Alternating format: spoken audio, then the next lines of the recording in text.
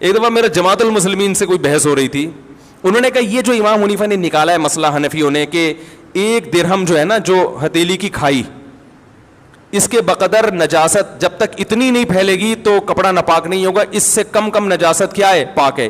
1-2 قطرے اگر پیشاب کے شلوار پہ لگ گئے تو وہ نماز ہو جائے گی. یہ کہاں سے نکالا ہے؟ اور وہ بڑا پروپیگنڈا کر رہے تھے, جماعت المسلمین کے تھے, یہ کہاں سے نکالا؟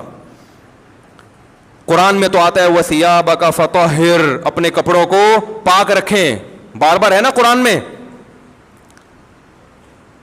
الطہارۃ شطر الایمان, اور لا يقبل اللہ الصلاۃ بغیر طہور, حدیث میں تو آتا ہے طہارت کے بغیر نماز قبول ہی نہیں ہوتی. اور یہ کہاں سے نکال دیا 2 قطرے پاک ہیں, یعنی 2 قطرے لگے ہوئے ہوں, تھوڑی سی نجاست لگی ہوئی ہو تو نماز کیا ہو جائے گی, ہو جائے گی.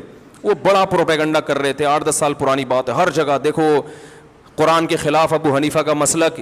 حنفی لوگ امام ابو حنیفہ کی اندھی تقلید کرتے ہیں اور قرآن حدیث کو چھوڑ دیتے ہیں. قرآن میں تو کہیں نہیں ہے, تو وہ مجھے کہیں ہم چلے گئے, ان کی کوئی کمبختی تھی یا کیا تھا واللہ عالم. تو میں نے ان سے عرض کیا, میں نے کہا دیکھیں آپ قرآن میں جہاں یہ آتا ہے نا اپنے کپڑوں کو پاک رکھیں, قرآن میں یہ بھی آتا ہے ما جعل علیکم فی الدین من حرج, اللہ نے تمہارے دین میں ذرا بھی تنگی, ذرا بھی کا ترجمہ بھی جو گرامر جانتا ہے وہ کہے گا. من حرجن کا مطلب یہ نہیں ہے کہ اللہ نے تنگی نہیں رکھی, من یہ بھی تاکید کے لیے اور تنوین بھی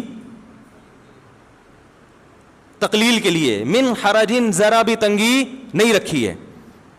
میں نے کہا ایک حدیث. دوسری بات یہ کہ صحابہ کرام جب استنجا کیا کرتے تھے تو سب کے پاس پانی میسر نہیں تھا, ڈھیلوں سے استنجا ہوا کرتا تھا. جو لوگ پانی سے استنجا کرتے تھے قرآن نے ان کی تعریف کی ہے اس زمانے میں نا, کہ پانی سے استنجا کر رہے ہیں, قرآن نے تعریف کی, صفائی پسند لوگ ہیں.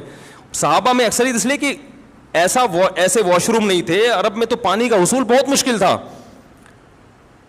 یہ بات تو حدیث سے ثابت ہے کہ نبی صلی اللہ علیہ وسلم نے فرمایا جو استنجا کرنا چاہتا ہے 3 ڈھیلوں سے استنجا کرے, صحیح ہے نا. تو میں نے کہا ڈھیلے سے جب استنجا کرے گا, جو حدیث سے صحیح حدیث سے ثابت ہے, جس کو آپ بھی مانتے ہو میں بھی مانتا ہوں کہ پانی سے استنجا ضروری نہیں ہے, تو ڈھیلے سے جب استنجا کرے گا تو نجاست اپنی جگہ سے مکمل صاف نہیں ہوتی. تھوڑے جب آپ نے پیشاب کیا, ڈھیلے سے استنجا کیا, تو کیا وہ جگہ سے مکمل پیشاب زائل ہو گیا ہے؟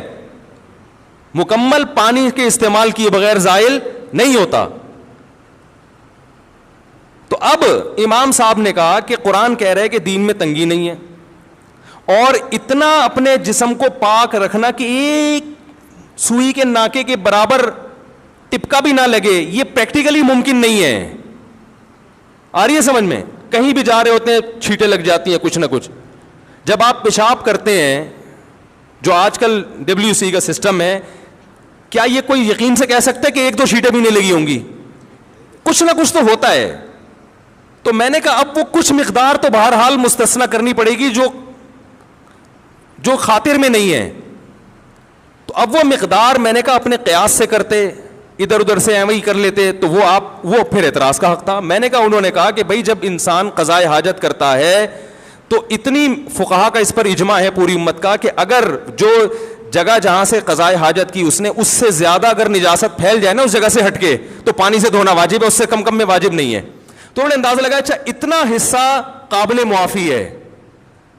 اب وہ بجائے اس کے کہ اس گندی جگہ کا نام لے کے کتابوں میں لکھیں, تو نام مہذب استعمال کیا, بھائی درہم کے بقدر, یہ ہتھیلی کی گہرائی کے بقدر. اور اس کو آج ہم اپنی زبان میں کہتے ہیں 5 روپے کے سکے کے برابر جو ہے نجاست لگی ہو تو وہ کیا ہے. اب کوئی 5 روپے کا سکہ تو بخاری میں کہیں نہیں ہے, تو یہ پاگل ہونے کی علامت ہے آپ کے. آپ مدرسے میں بیٹھ کے پراپر علم حاصل کرو تو آپ کو 5 کے سکے بھی نظر آئیں گے اور 10 کے نوٹ بھی نظر آئیں گے انشاءاللہ. آئی بات سمجھے؟